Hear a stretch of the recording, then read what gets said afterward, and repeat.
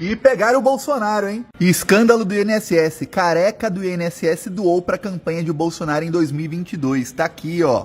Segundo a Polícia Federal, o careca do INSS enviou mais de 9 milhões para pessoas que faziam parte do INSS para manter o esquema. O lobista destinou para os servidores dinheiro de entidades investigadas por descontos ilegais. Então, 9 entidades criadas no governo Bolsonaro estavam roubando dinheiro de pensionistas do INSS, de aposentados, sem que as pessoas soubessem. E aí, esse cara ia lá e transferia dinheiro para servidores do INSS que eram responsáveis pela fraude. A presidente de uma das associações é bolsonarista. Aí vem a parte que liga o Bolsonaro. Tá lembrado em 2022, quando os eleitores do Bolsonaro falaram para fazer pix de R$1 para a campanha dele? Porque se todos os patriotas fizessem doação de R$1 para a campanha do Bolsonaro, aí iam ver que são 100, 200 milhões de doações. Ia ficar comprovado que teve fraude na urna. Lembra disso? Grupos bolsonaristas entram em parafuso com campanha de pix de R$1. Aqui, 2022. Bolsonaro recebe 159 mil doações de até R$1. Só os bolsonaristas mais fanáticos acreditavam que doar R$1 pro Bolsonaro ia provar que teve fraude na urna. Pois bem, sabe quem doou R$1? O careca do INSS aí, o chefe do esquema que roubava os aposentados. Agora é estranho, se era um esquema do Lula, por que todos os chefões são bolsonaristas? E prepara, que já vai ter vídeo do Nicolas Ferreira mentindo pra caramba sobre o assunto. Inacreditável, né, pessoal? Conforme as informações vão aparecendo, a gente vai começando a entender por que não houve investigação para desvendar essa fraude do INSS aí no governo Bolsonaro.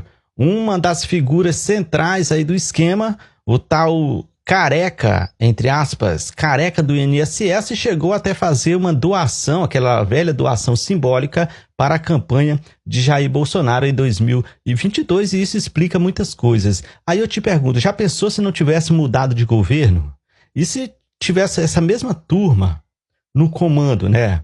Diante de todas as mazelas que existem no nosso país, o que ainda traz um alívio é a gente saber que agora não tem mais troca de diretor. Agora a Polícia Federal ela está investigando em conjunto aí com vários órgãos aí de combate à corrupção, como o próprio ministro da Justiça diz aí, né?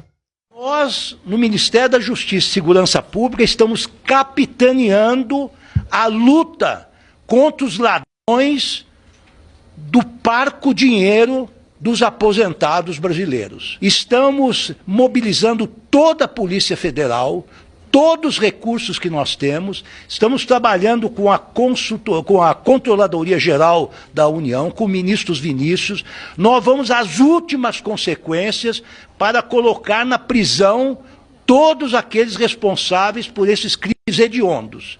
Não mediremos esforços e pagarão todos aqueles que tiverem responsabilidade, custe o que custar, atinja a quem atingir. As informações são do site Brasil 247 e CNN. O empresário Antônio Carlos Camilo Antunes, apontado pela Polícia Federal como um dos principais articuladores do esquema bilionário de fraudes contra aposentados e pensionistas do INSS, fez uma doação simbólica de R$1 à campanha de Jair Bolsonaro do PL nas eleições de 2022. As informações são da CNN Brasil. Segundo os dados oficiais, a doação foi realizada no dia 12 de setembro de 2022, ainda antes do primeiro turno das eleições presidenciais. O nome e CPF do doador coincidem com os que constam no relatório da Polícia Federal no âmbito da Operação Sem Desconto, que investiga a atuação de organizações e servidores públicos em fraudes contra beneficiários da Previdência Social. É isso aí, galera. Esse cara, esse Antunes, careca do INSS, segundo as informações da Polícia Federal, ele recebia os descontos dos aposentados e aí repassava para toda a sua, podemos dizer, quadrilha, né? Que são os servidores da cúpula do INSS que estavam envolvidos ali nesse esquema. Aí eu te pergunto mais uma vez, já pensou se não tivesse trocado de governo? Se não tivesse investigação, cara, esse esquema aí iria durar por muito tempo, cara. Ainda bem que hoje nesse governo a gente não tem aí troca de diretores da Polícia Federal, que como a gente viu foi vergonhoso a gente ver no governo Bolsonaro, quando a Polícia Federal estava investigando uma coisa assim que iria pender para alguém ali que era apoiador do presidente, ele ia lá e trocava o diretor da Polícia Federal e aí as investigações paravam ali mesmo, né? Como ele mesmo dizia, ele dizia, olha, eu não vou esperar com a minha família para depois agir, eu vou interferir mesmo. Ele falou isso com as próprias palavras dele, não é ninguém que está inventando isso, o próprio falou isso aí, não foi, pessoal? Bomba urgente, segura essa agora, tá, gente? O missionário mirim Miguel Oliveira, de apenas 15 anos, está proibido de pregar em igrejas. Também será afastado das redes sociais. E também será obrigado a assistir a aula, estudar presencialmente. Gente, eu já tinha avisado aqui numa postagem anterior que os pais realmente deveriam fazer alguma coisa. Por quê? Porque isso aqui onde nós estamos, essa tela, não é fácil, gente. Não é para qualquer um. Eu quero atentar vocês para um fato agora. Um fato muito importante. Tenta imaginar esse menino, porque é um menino, gente. É uma criança. Tenta imaginar essa criança numa escola agora. Tenta imaginar. Com a quantidade de memes que envolvia o nome dele. Alguns tomaram conta do Brasil. Como ele tentando falar em inglês. The King of the Power. Então isso, gente, para a mente do menino, não vai ser fácil. É necessário agora, de fato, o Conselho Tutelar acompanhar tudo isso. Não vai ser fácil para ele. Pela quantidade de pancada, pela quantidade de tentativas de diminuir o menino, tá? E aí você deve estar falando, você concorda com o que ele falava, pregava? Não. Não concordo com o que ele pregava e não concordo com 90 e tantos % do que pastores velhos, barbados, pregam. Só que daí você usar de artifícios psicológicos, ameaçadores contra uma criança, isso mexe comigo. Porque eu tenho filho também, quase da idade dele. E eu fico tentando imaginar o meu filho passando por isso. Então, gente, essa notícia que eu estou dando aqui não é para zombar, não é para rir, não é para bater, maltratar ainda mais esse menino. E espero que ele cresça, amadureça e vire de fato um homem que fala do amor de Deus. Só isso. Gadaiada, vocês sabem me informar qual vai ser o dia que vai terminar o chororô de vocês por causa da camisa vermelha da seleção brasileira?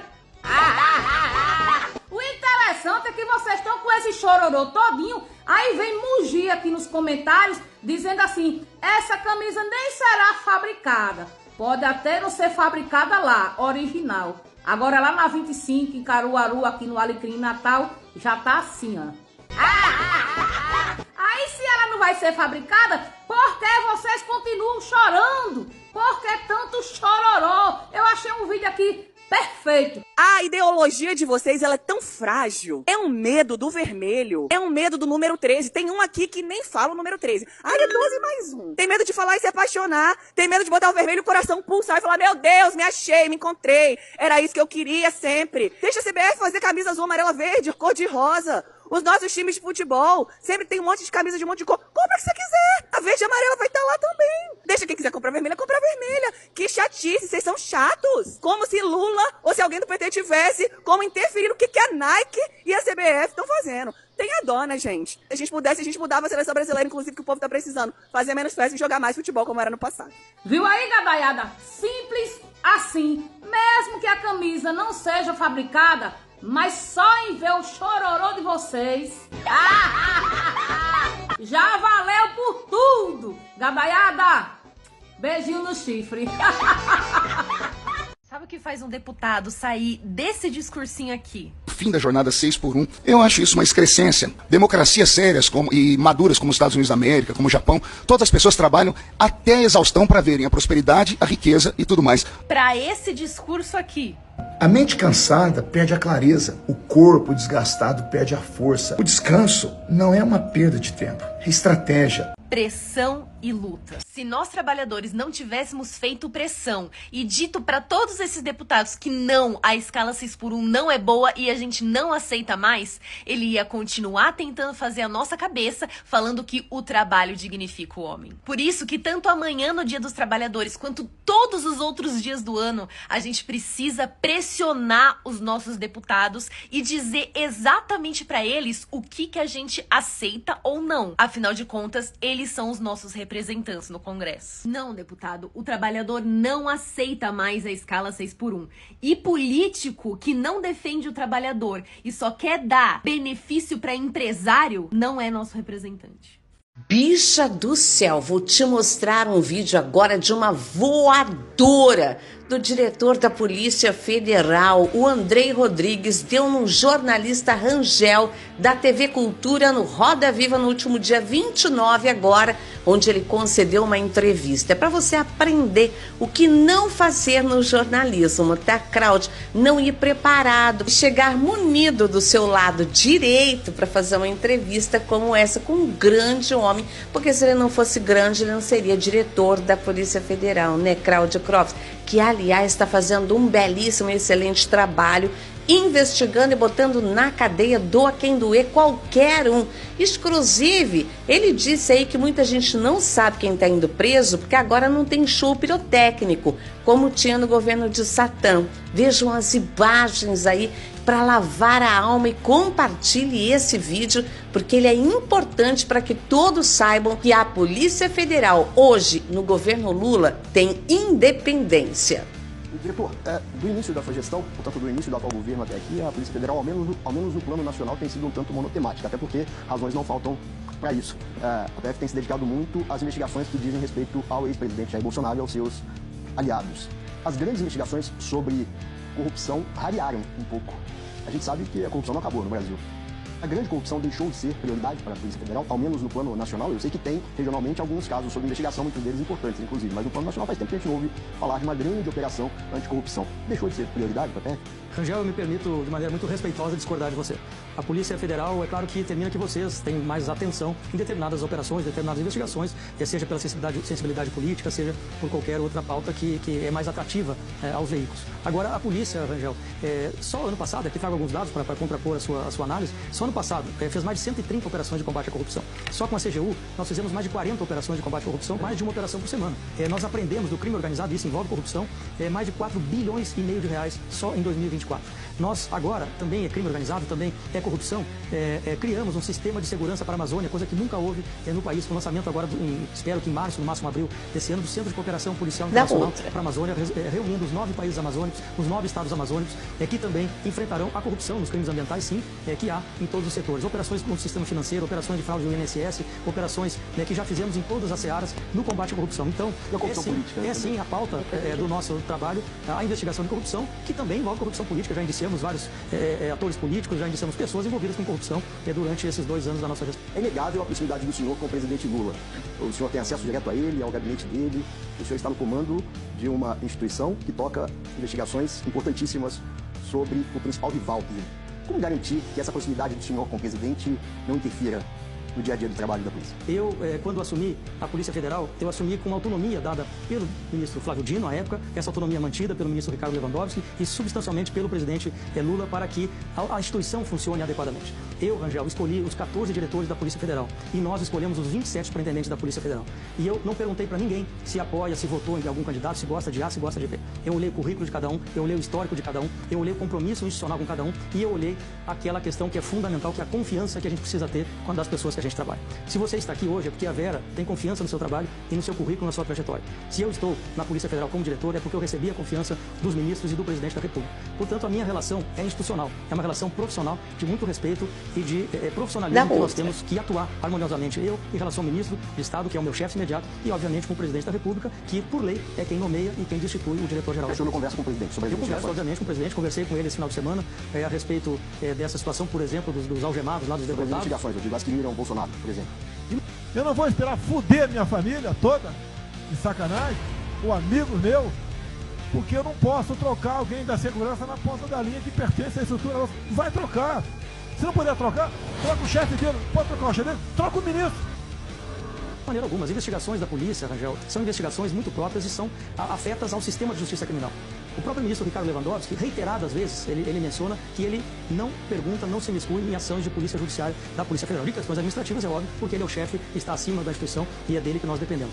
Portanto, essas questões de polícia judiciária, eu tenho, entre aspas, um acordo com o ministro Ricardo Lewandowski, que sempre que há alguma operação sensível, alguma informação delicada, eu, no dia da operação, quando a operação já está em andamento, já está em curso, obviamente eu comunico ao ministro para que ele não fique sabendo por intermédio de vocês, que saberão logo na sequência. Menino, que foi isso? Deve estar até agora tentando achar o caminho de casa, né, Rangel? Mas você se calou, não vi você e nenhum jornalista questionar a época de Satanás, que aliás parece agora que todo esse escândalo do INSS está respingando diretamente no furico dele. É bom que assim desentope. Agora, que a voadora no Rangel valeu toda a entrevista. Ai, Andrei, seu danadinho, eu amei demais. Espalhe esse vídeo para que todos vejam essa humilhação.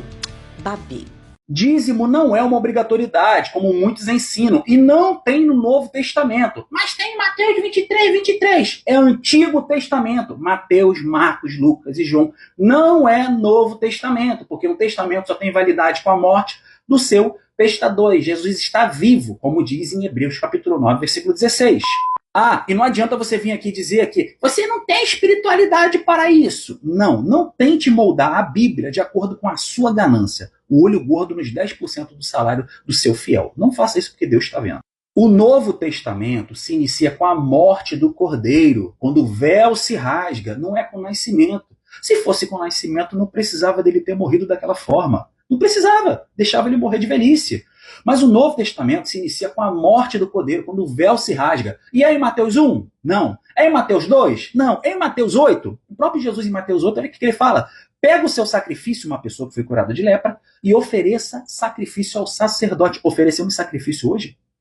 Não. Por quê? Porque é Antigo Testamento, gente. Mateus 23, Mateus 22 é Antigo Testamento. Jesus vem morrer muito depois, em Mateus 27:50. Assim é reproduzido em Mateus, Marcos, Lucas e João, que são autores diferentes para povos diferentes. Apesar de ter sido escrito no meado do ano 50 até o ano 100, muito depois de Jesus, ele se reporta aos fatos do Antigo Testamento, do Antigo Pacto, que é a transição da lei para a graça, como diz em Hebreus capítulo 9, 16. Mas Rafael tem o dízimo de Abraão. Sim, o dízimo de Abraão não foi devolvido.